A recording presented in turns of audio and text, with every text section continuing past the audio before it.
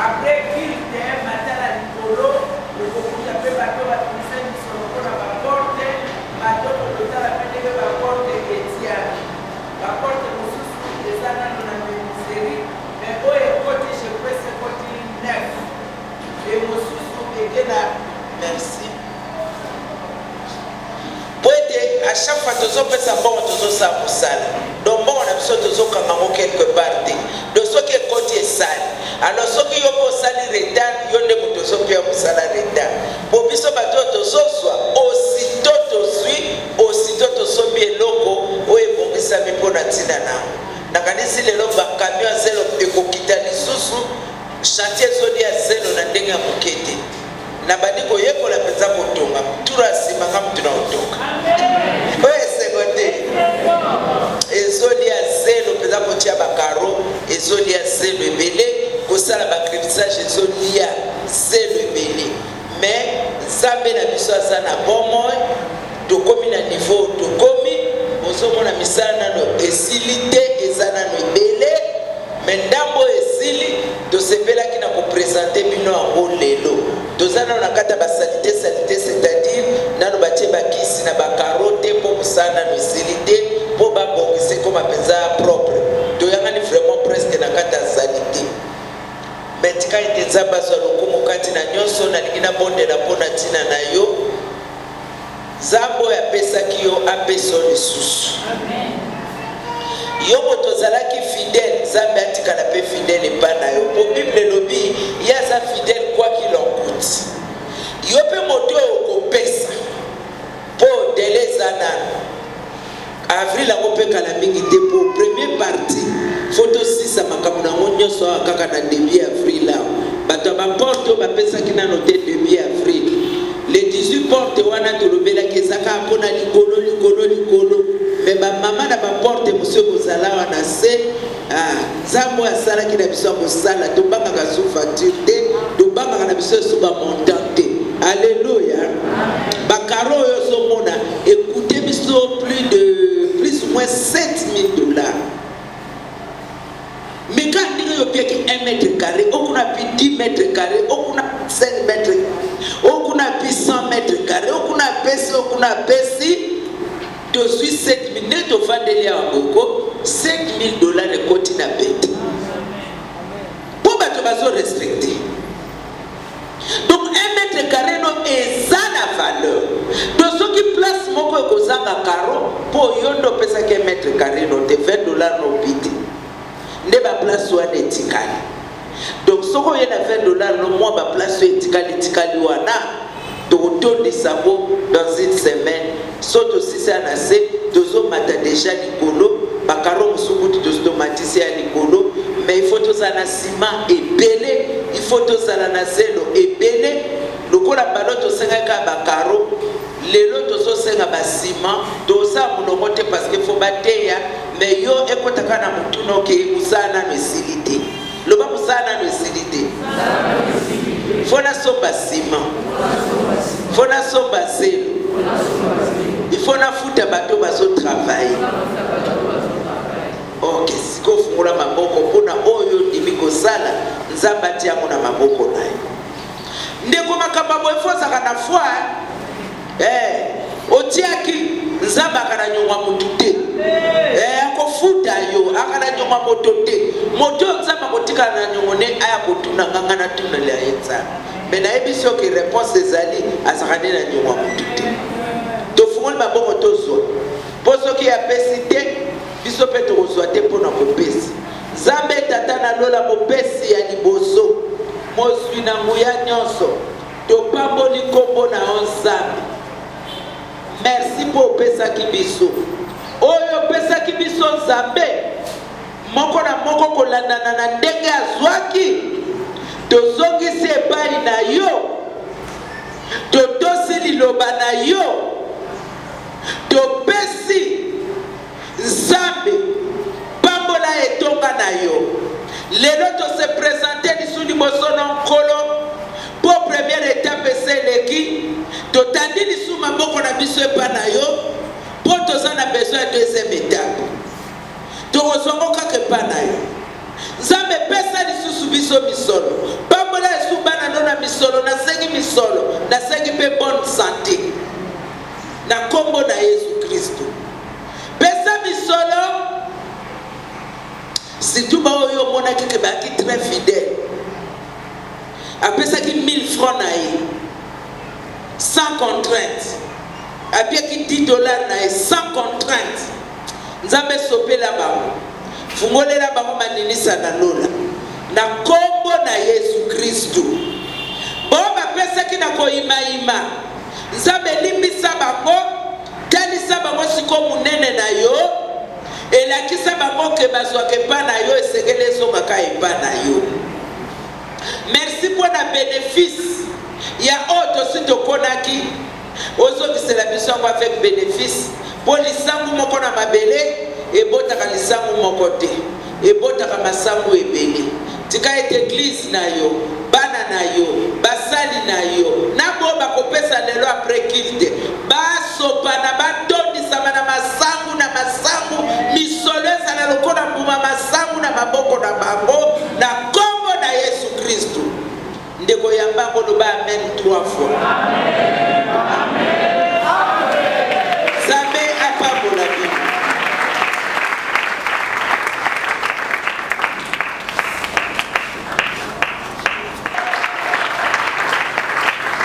Alléluia. Amen. Nani mokonzi. Koleso pour mama. Lelo ezali tongo malamu nzambe apesinga na yo. Bisika ozali okumbika kaka opona kotombola mokeli oyo apesi biso tongo malamu. Elohim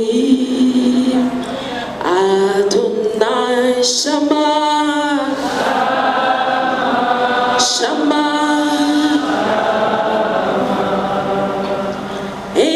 Elohim Adonai Shama Shama Shama Shama Ekabosada Shama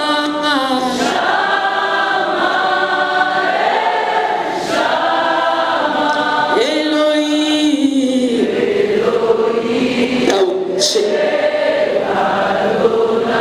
Shama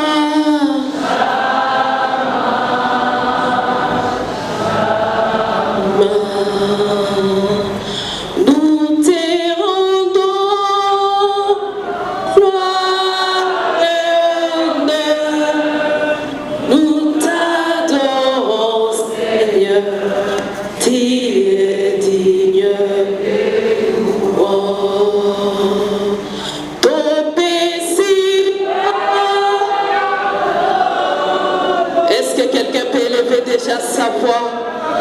Ozali comme ça nzambe na likiyo yo ndoboki na kembo masan.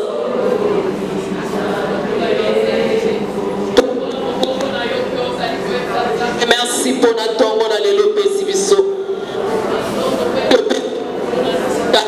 Matongo pwete tondo pwete tozomona bolamu na tongo na lelo. Lobela nzambe na zana posete olobelanga. Liloba na yo ndeko pesanga bomoyo. Liloba na yo ndeko bikisanga. Liloba na yo ndeko kangolanga. Liloba na yo ndeko salanga bolamu na tongo na lelo. Oh cher Saint-Esprit, nous avons besoin de toi. Agis en ce moment. Sans toi, nous ne pouvons rien. Sans toi, nous sommes rien. Qui sommes-nous devant toi? Nous voulons t'écouter, Saint-Esprit. Laisse que tu puisses agir dans ces lieux. Que le nom de Yahweh, Papa, soit élevé. Que le nom de Yahweh, Papa, soit adoré. Que Dieu seul soit célébré en ce moment. Voilà pourquoi nous acclamons. Nous acclamons très fort pour la gloire de notre Seigneur. Nous acclamons le roi des rois. Alléluia. C'est lui le maître de toutes choses. Amen. Nani kukonzi. Na pesi susubiso nyonso mbote na kombo na Yesu. Pesa pe aza pembeni na yo, pesa imbote ata na musika, lobana sepeli komona yo.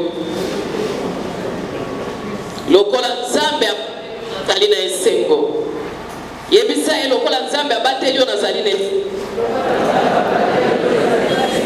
amen ndeko molingami nzambe alamu seke nano asilisi kopambola yo te seke nano alembi kopambola yo te a chaque fois ozali kolamuka na ntongo lipamboli ya sika a chaque fois ozali kolamuka na ntongo makasi ya sika a chaque fois ozali kolamuka na ntongo élévation ya sika a chaque fois ozali kolamuka na ntongo ezali eloko ya sika nzambe azokotia na kati na yo alleluya mutu moko aloba nzambe nano alembi nga te loba nzambe na ngai te. Ça c'est vrai. Oh la musio ezali réveil na yo tiakite. Parce que ceux qui tombent bien en a morgue bakola mukate. Oh la musio ezabilaka. Oh la musio ezaba promesse. Si me on lobi na kokufa te. Na kotika na bomo ekino na mona. Et là que ezali kola musaya ezaba promesse. Oh nzambe abongisi pona tina na yo. Oh mutu moko na bomo ya pesa maboko na ye. Abeta maboko na ye.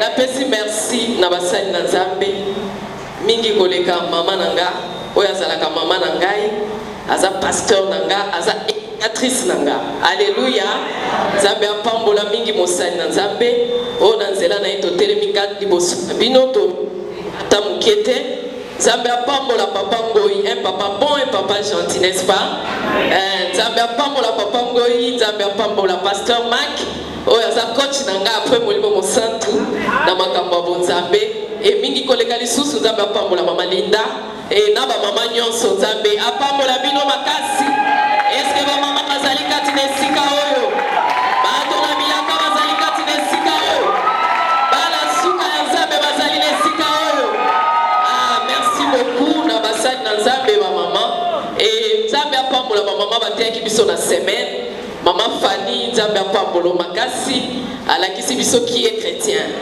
Nzambe apambola ye comment reconnaître un chrétien. Ezali na koloba tende bakoyeba ke oza mu Kristu.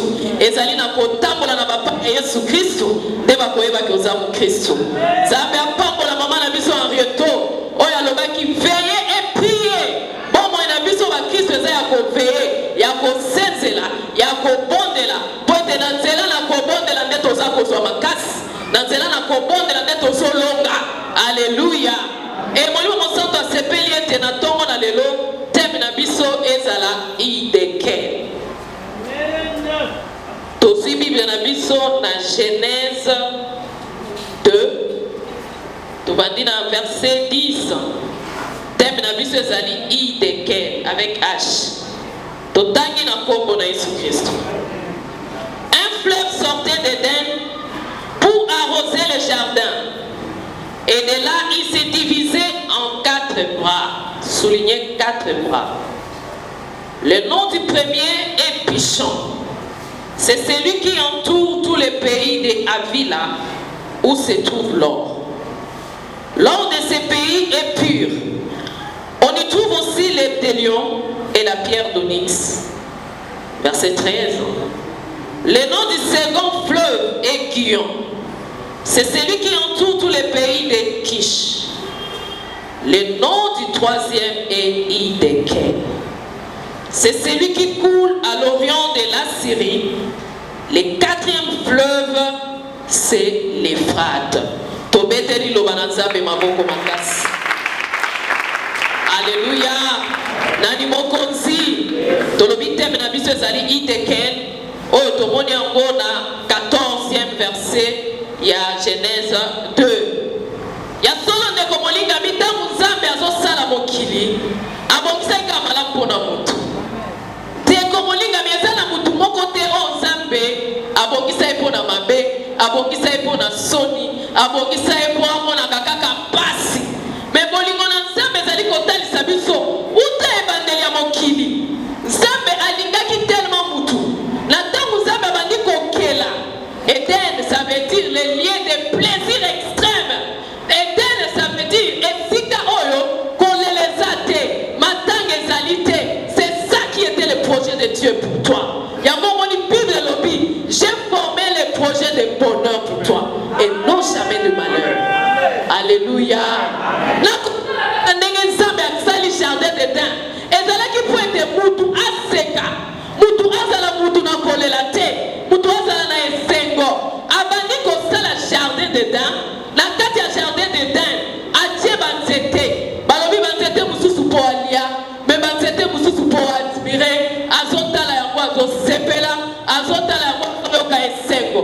Esuki wana te touti kotanga Bible elobi na kati na jardin d'Éden ezalaki na fleuve moko, ezalaki na source moko, ezalaki na lisiba moko. Et lisiba wana balobi c'était pour arroser le jardin d'Éden. Ezalaki pour essoper la jardin d'Éden mai. Pour okauki ezala te na kati ya jardin d'Éden. Pour ete mutu na tango nyonso azana posa na mai akende kotoka na lisiba. Ah, pambola bayembi. Alléluia. Nani mokonzi?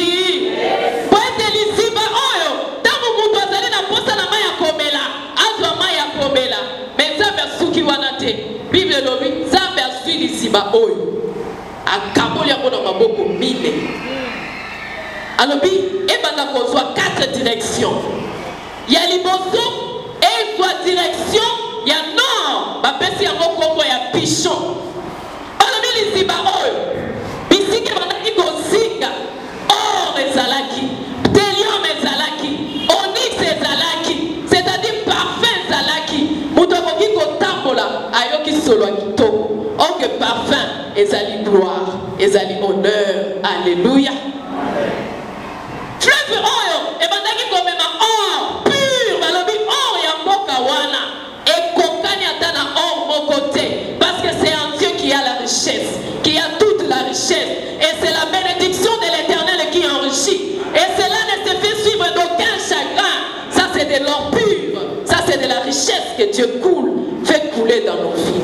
Amen. Teko molinga mibosi ya solo utake paina nzambe. O ezali ko pesa yo kimia ezo pesa na ise. Ba fleuve mibale baza ko benga ngona kombo ya Guion. Eza ko kita na sud. Ezali ko kende na pays Kish. Pays oyo soki otali signification na yango elingi koloba molili, elingi koloba pasi, elingi koloba kindoki. Amen.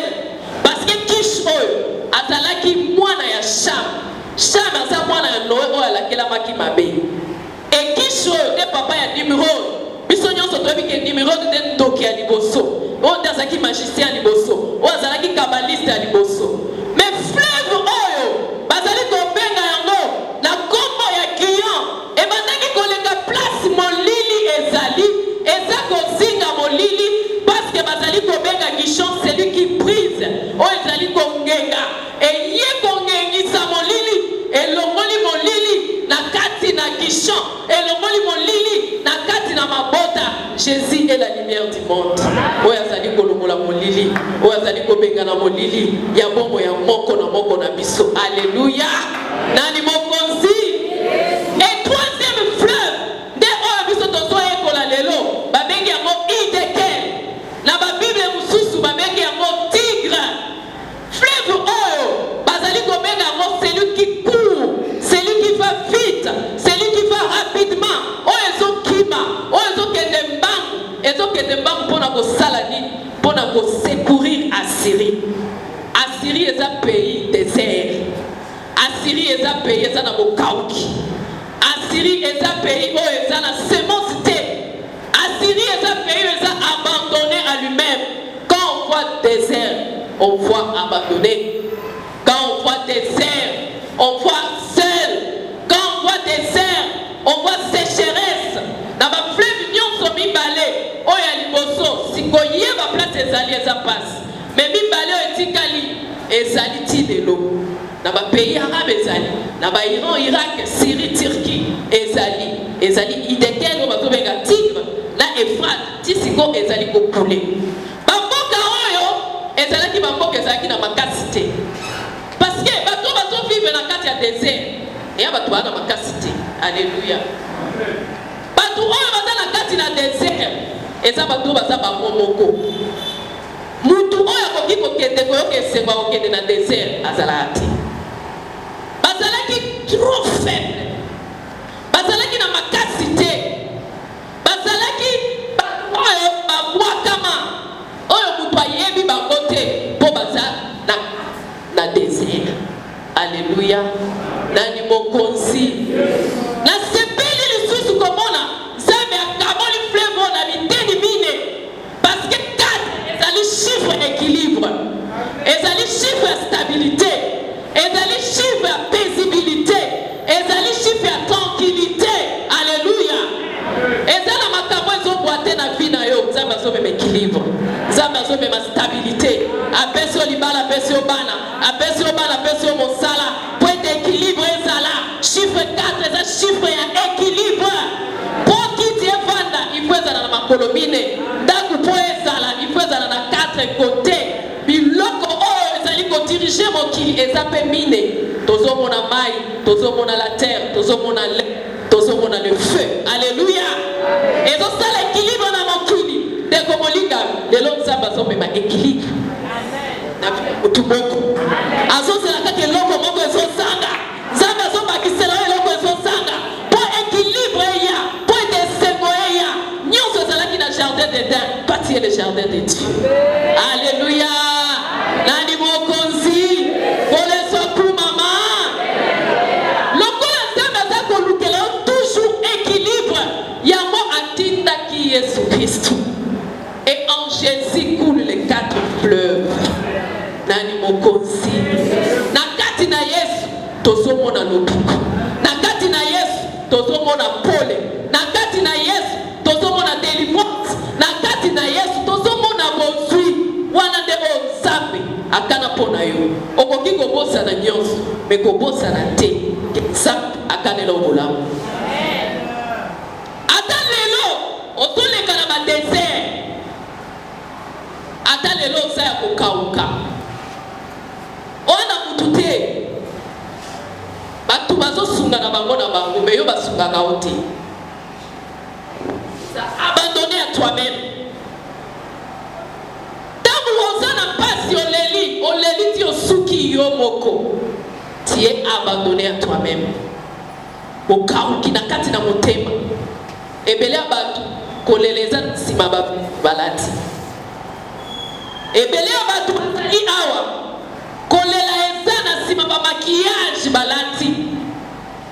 Via kolela po otali pembeni, otali na gauche. Nani akosunga yo? Mutu akosunga yo azate. Alléluia. Nani mokonzi. Soki oza na moko boye te. Bakopesa yo te. Po bazosunga na bango na bango. Yo kutu ata kombo na yo batu bayeba te, bayebika elongi. Na yeba kaeka elongi me kombo na yebite. Eza na batu. O bayebi kokitisa batu, eya batu. Amen. Soki eza na batu, oyo bayebi kosilisa valeur ya batu, eya batu. Alléluia. Nani mokonzi. Obibi na tongo, oluka eloko akolia, olesa libota na yo, me ozosenga résultats za faible. Moi c'est azozela ona ndako. Ozwi ata mwa 10 000 francs na yo. Pona lesa libota na nga. Muke babengani bana. Basilisi kobengana bana. Muke fufuta mai. Basilisi kosenga kofuta mai na courant.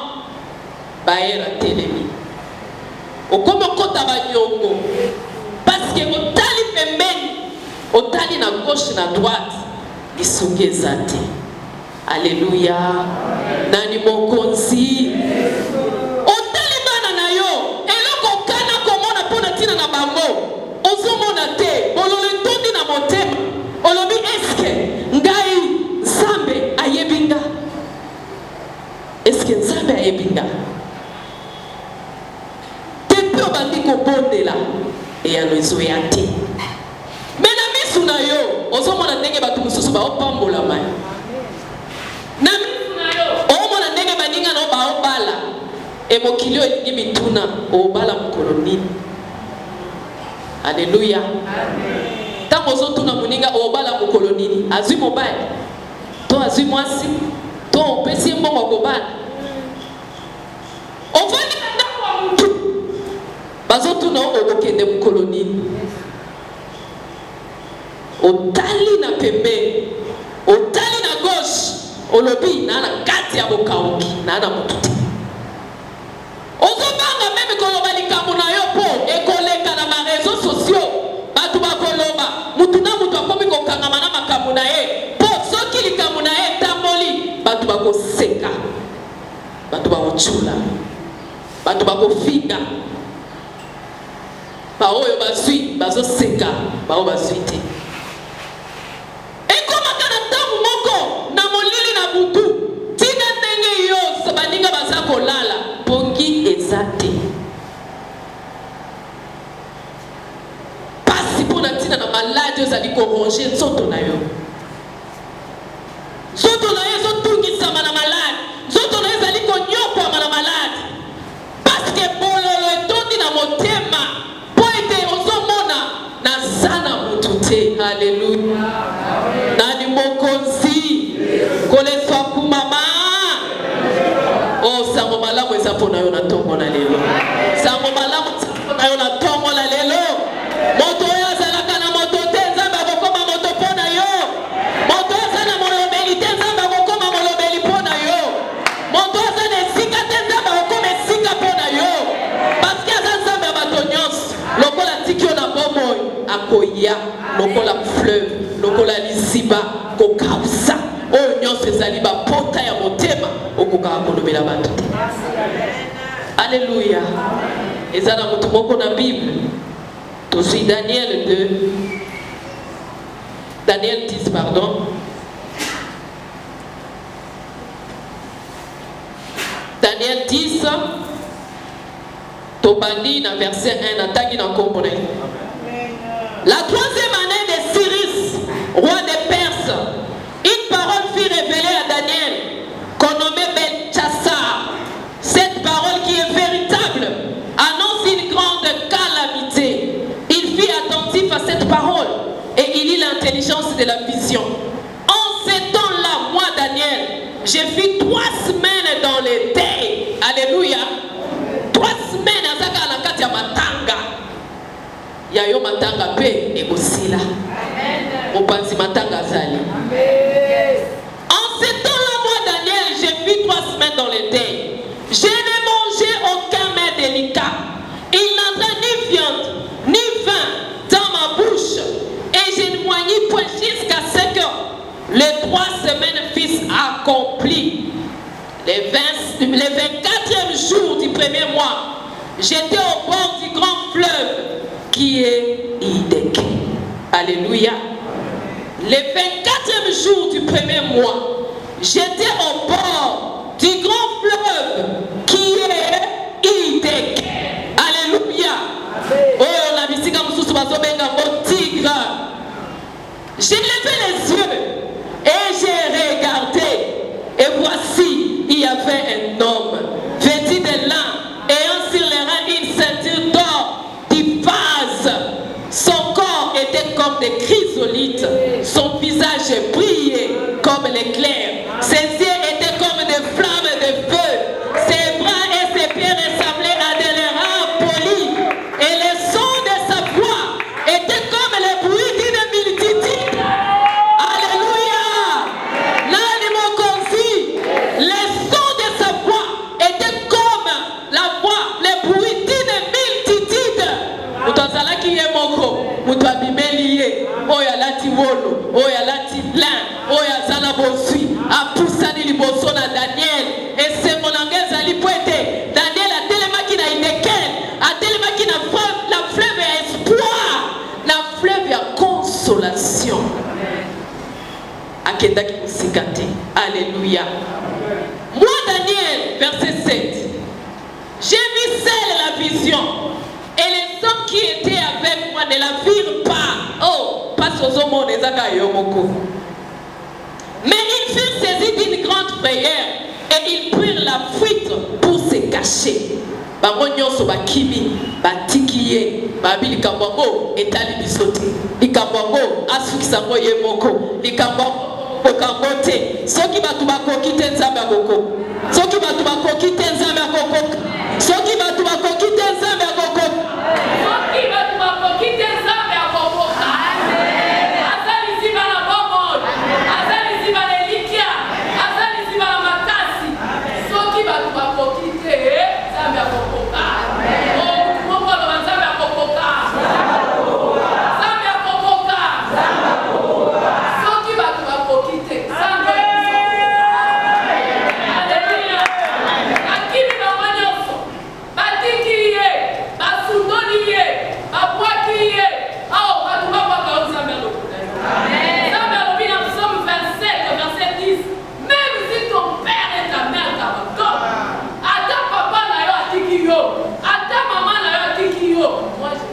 pays. Parce que ok, là, parce que la ligne, alléluia. Je continue la version et la dit. J'ai resté seul. Natika la kinga moko. Et j'ai vu cette grande vision. Les forces me manquaient. Mon visage changea de couleur et puis décomposé. Et j'ai perdu toute vigueur. J'ai entendu les sons de ses paroles. Alléluia. Alors oui, j'ai entendu les sons de ses paroles. J'ai entendu les sons de ses paroles. J'ai tombé, frappé d'étourdissement, la face contre terre. Et voici, une main me toucha. Une main me toucha et secoua mes genoux et mes mains. Alléluia. Nakati na kolemba, toka luboko ezalaki. Nakati na kobanga na se, toka ezalaki luboko. Oye koya kokitisa mutu na se ekomolie. Oye kolongola mutu na soni epesi ekemo. Loboko na nzambe eza na ntongo na lelo. Oye ezali kolongola batu na soni. Ndeko tobondeli mingi nzambe ayoki kolela na biso. Alobi nazokokita lokola liziba. Nakoya kopesa consolation. Nakoya kopesa yo kimia. Mituna oyo ya yo. Nazopesa gobi ya lo. Atozomona pasi na musala. Atozomona pasi na kati na ndaku na libala. Nzambe azali. Nakoya koswa yo na loboko. Akomema yo lokola Daniel. Alléluia. Nani mokonzi. Mwasi ya wanaki kotaka makilama tunapesa kipe ekongo. Mokaka tani na betesi tunapesa ka epe kongo. Me basuka kana kombo ya solitaire. Basuka kana kombo ya gloire. Parce que Bible ezali koyebisa biso na Proverbe 3 verset 16. Komosa na ka verset au 3. So komosa nyango okashika Jean 3:16. Alléluia. Proverbe 3:16. Alobi na maboko na nzambe na droite na ye longue vie. Na loboko na ye na gauche gloire na richesse. Oh ndeko molingami zala na bomoi molai oyo osepela. Nzambe apamoli yo na bomoi molai bomona bakoko na yo. Ovanda na kati na libala ya molai oyo kesemwa libala. Esemwa libala esili bamama, esemwa libala esili bapapa. Mabale koti na kati ya bololo batu bakoki kovanda na libala bayokanaka te. Bazosala na mabe oyo asokisi moninga etali ye te. Oyo azokwakela moninga basheto aye na eglize asambeli bololo. Moto azomoma kobondela te mpona pasi mpona oyo ayokaka mokolo na mokolo. Napesi bamama témoignage ya une jeune femme, très belle femme. Akoti na libala ya pasi tala nzambe akopeso libala ya bien. Libala akopeso kimia. Papa, libala mwasi aza mwasi ya kimia. Mwasi aza aide ya solo. Mobali azali mobali ya solo. Mwana mwasi oyo nini akomona te. Nini azomona te. Daniel alobi elongi nange ekomi décomposé. Omona pensa mo bakino balobaka display ebebi mpona pasi. Display ebebi mpona souffrance. Mobali akobeta ye soki asisi kobeta ye. Ameli masanga. Asukaka na mbeka. Asali bakatane kuna. Asanzi mwasi nde apangusa. Asisi kopangusa lobi akobeta ye mpe ayebisi ye wana mosuke po mama na papa no bakufa. Parce que c'est une orpheline.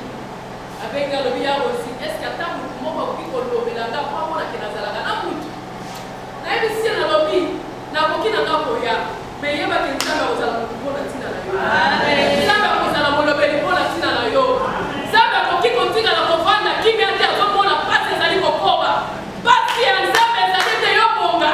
Ete yo ozala na kimia, ozala na esengo. Alléluia. Amen. Ata papa na wakufa, ata mama na wakufa, mobali azonyo